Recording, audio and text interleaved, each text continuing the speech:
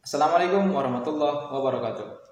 Perkenalkan, nama saya Muhammad Rasul, mahasiswa kelas 2E, program studi budidaya tanaman hortikultura dari Politeknik Pembangunan Pertanian Goa.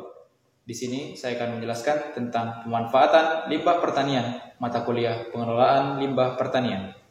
Nah, sebelum melangkah lebih jauh, kita harus mengetahui apa yang dimaksud dengan limbah.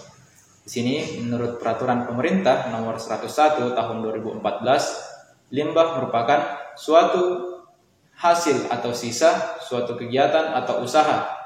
Sedangkan menurut Keputusan Memperindak Republik Indonesia Nomor 231, limbah merupakan bahan atau barang sisa atau bekas dari suatu kegiatan atau proses produksi yang fungsinya sudah berubah dari hasilnya, kecuali yang dapat dimakan oleh manusia atau hewan.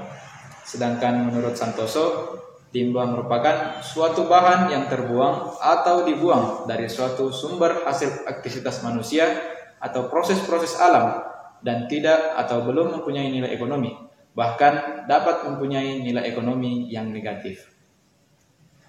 Selanjutnya menurut Karmana, dia menjelaskan bahwa limbah itu merupakan sisa atau sampah suatu proses programasi yang dapat menjadi bahan pencemaran atau polutan di suatu lingkungan. Banyak kegiatan manusia yang menghasilkan limbah, antara lain kegiatan industri, transportasi, rumah tangga, dan kegiatan lainnya. Selanjutnya, menurut Susilo Warno, limbah merupakan sisa atau hasil sampingan dari kegiatan programasi manusia dalam upaya memenuhi kebutuhan hidupnya. Pembuangan limbah yang tidak diolah terlebih dahulu sebelum dibuang ke dalam lingkungan akan menyebabkan polusi. Nah, dari beberapa pengertian yang telah disebutkan, kita dapat mengambil kesimpulan bahwa limbah merupakan zat atau hasil sisaan dari suatu kegiatan yang apabila tidak dikelola dengan baik akan berdampak terhadap kesehatan dan lingkungan. Selanjutnya, pengertian limbah pertanian. Menurut Simarmata, limbah pertanian yaitu limbah yang berasal dari kegiatan pertanian dalam arti luas pertanian, peternakan, perikanan, dan kehutanan, dan kegiatan industri berbasis pertanian atau agroindustri yang berbentuk limbah padat berupa sisa tanaman, dedaunan, kotoran hewan, atau limbah berbentuk cair. Selanjutnya, macam-macam dan sifat limbah. Di sini, menurut Simarmata, limbah dapat dikelompokkan menjadi beberapa, yaitu berdasarkan sumbernya, berdasarkan senyawa kimia, berdasarkan bentuknya, berdasarkan kadar air, berdasarkan sifat penguraian, dan berdasarkan sifat berbahayanya. Nah, berdasarkan sumbernya, limbah dapat dikelompokkan menjadi 4. Yang pertama, limbah perkotaan atau municipal waste, yaitu sisa buangan dari rumah tangga, perkantoran, pasar, industri rumah tangga, pusat perdagangan, dan sumber lainnya. Yang kedua, limbah industri atau industrial waste, yaitu limbah atau buangan yang berasal dari industri kecil atau rumah tangga, menengah, dan besar.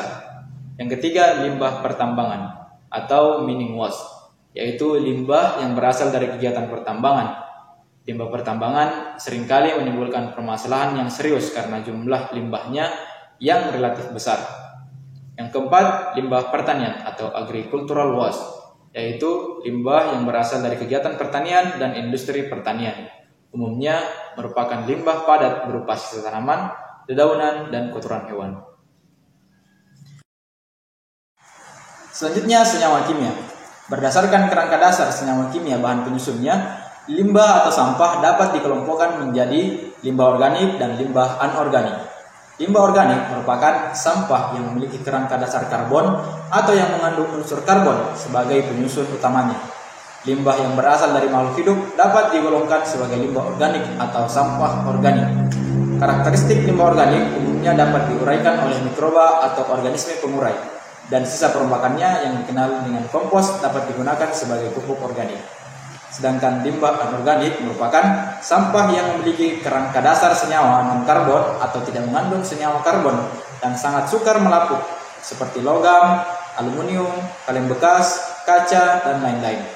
Umumnya, limbah yang tidak mengandung karbon tidak dapat atau sulit untuk diuraikan oleh mikroba pengurai. Selanjutnya, bentuk. Berdasarkan bentuknya, limbah dapat dikelompokkan menjadi limbah yang pertama, limbah padat. Limbah padat atau solid waste berupa sampah rumah tangga, perkantoran, atau pusat perdagangan, limbah pasar, sampah kebun, jalan atau residu tanaman, plastik, logam, gelas, kaca, dan lain-lainnya. Selanjutnya limbah cair. Semua jenis limbah yang berwujud cairan atau liquid waste beserta bahan-bahan buangan lain yang tercampur atau tersuspensi maupun terlarut dalam air. Selanjutnya limbah gas atau gaseous waste, yaitu berupa emisi yang dihasilkan dari suatu proses kegiatan, misalnya NH3, CH4, dan CO2. Emisi gas yang berperan gas rumah kaca seperti CH4, NOx, CO2, SOx semakin banyak mendapat perhatian. Selanjutnya kadar air. Berdasarkan kadar airnya, limbah dikelompokkan menjadi limbah kering atau rabis dan limbah basah atau garbage. Limbah kering yaitu bahan limbah atau sampah yang kering, misalnya dedaunan, kertas, potongan kayu, sampah jalanan, dan lain-lain. Karakteristik umumnya mengandung karbon yang relatif tinggi atau C/N rasio yang tinggi, sehingga dapat digunakan sebagai sumber karbon dalam proses pengomposan. Sedangkan limbah basah yaitu limbah berbahan limbah yang basah, misalnya sisa-sisa tanaman, sayuran. Karakteristik limbah ini umumnya memiliki kandungan C atau C/N rasio yang rendah. Selanjutnya sifat penguraian. Berdasarkan sifat penguraiannya atau biodegradability, maka limbah dapat dibagi menjadi yang pertama biodegradable dan non biodegradable. Limbah biodegradable atau limbah yang dapat diurai yaitu limbah yang dapat diuraikan melalui proses biologis baik secara aerob maupun anaerob oleh organisme pengurai atau dekomposer. Sedangkan limbah non biodegradable yaitu limbah yang tidak atau sulit diuraikan, yaitu limbah yang tidak bisa diuraikan oleh organisme pengurai atau dekomposer melalui proses biologis. Selanjutnya limbah berbahaya.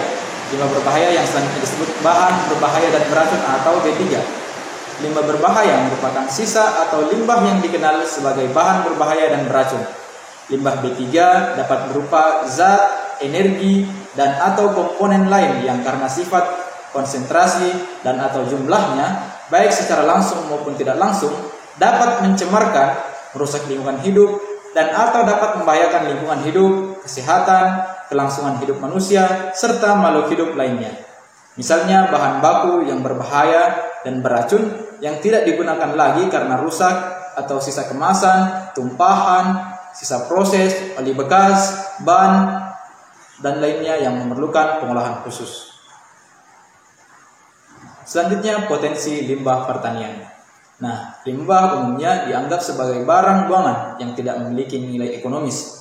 Limbah tersebut dapat menimbulkan berbagai masalah lingkungan, baik di perkotaan maupun perairan. Dalam era globalisasi dan peduli lingkungan, limbah merupakan barang yang bernilai ekonomi. Prinsip pengolahannya adalah bahwa sampah yang dihasilkan dari berbagai aktivitas manusia bukanlah untuk dibuang, tetapi harus dikelola. Sebagai negara agraris, sebagian besar penduduk di Indonesia berprofesi sebagai petani. Artinya, kegiatan pertanian di Indonesia tidak pernah berhenti dan setiap kegiatan pasti menyisakan limbah. Tidak terkecuali limbah pertanian. Limbah yang sangat berpotensi dimanfaatkan meliputi limbah pertanian tanaman pangan, tanaman sayuran, tanaman perkebunan, dan limbah perkotaan. Selanjutnya, hubungan limbah dengan proses pencemaran lingkungan. Pola penanganan sampah yang dilakukan di berbagai kota di Indonesia umumnya masih terfokus pada pembuangan atau penumpukan sampah pada suatu tempat. Sampah pada umumnya hanya dikumpulkan dari berbagai tempat seperti rumah tangga, pasar, industri, dan lain-lainnya. Dan selanjutnya ditumpukan pada satu lokasi. Artinya menumpukan berbagai masalah dari berbagai penjuru dan menumpukan masalah tersebut pada satu lokasi yang dikenal sebagai tempat pembuangan akhir atau TPA tanpa pengolahan yang memadai sebagai open dumping sehingga menimbulkan berbagai masalah lingkungan dan sosial. Limbah pertanian dan sampah perkotaan yang sangat melimpah dan keberadaannya terus meningkat sehingga menjadi bahan pencemar atau polutan bagi lingkungan. Sebagian besar sungai dan perairan di Indonesia sudah tercemar oleh berbagai limbah organik maupun anorganik. Akibatnya, sungai atau perairan tersebut sudah termasuk kategori terpolusi, mulai dari sedang hingga berat. timbunan sampah atau limbah menjadi permasalahan serius di berbagai kota-kota dunia termasuk Indonesia. Timbunan sampah tersebut antara lain menghasilkan aroma bau busuk yang dihasilkan dari perombakan secara anaerob atau penguraian bahan organik tanpa udara atau oksigen dikenal sebagai fermentasi. Yang kedua, mencemari air tanah, udara, dan perairan. Selanjutnya, sebagai sumber patogen dan menimbulkan berbagai permasalahan sosial yang lainnya. Demikianlah penjelasan dari saya. Kurang dan lebihnya mohon dimaafkan. Billahi taufiq wal hidayah. Wassalamualaikum warahmatullahi wabarakatuh.